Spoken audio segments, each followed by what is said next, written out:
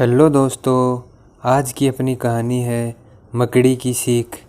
एक मकड़ी और राजा की कहानी। तो चलो शुरू करते हैं। एक बार दो राजाओं के बीच युद्ध छिड़ गया।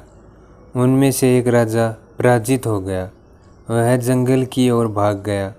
उसने एक गुफा में शरण ली। विजयी राजा ने उसका पीछा करने के लिए सैनिक भेजे। वह उसे जान से मार डालना चाहता था। पराजित राजा बहुत बहादुरी से लड़ा था, पर उसकी सेना थोड़ी थी। शत्रु की विशाल सेना ने उसकी छोटी सी सेना को हरा दिया था।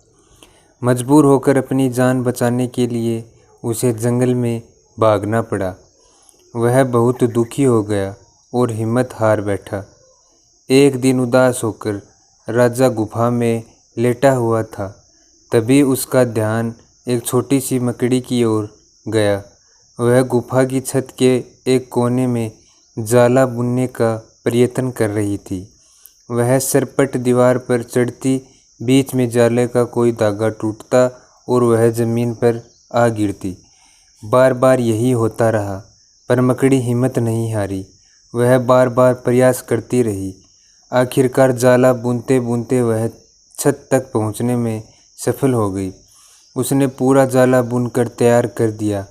राजा ने सोचा, यह रेंगने वाली नन्ही सी मकड़ी बार बार असफल होती रही, लेकिन इसने प्रयास करना नहीं छोड़ा। मैं तो राजा हूँ, फिर मैं प्रयास करना क्यों छोड़ दूँ? मुझे फिर से प्रयत्न करना चाहिए। उसने दुश्मन से एक बार फिर युद्ध करने का निश्चय किया।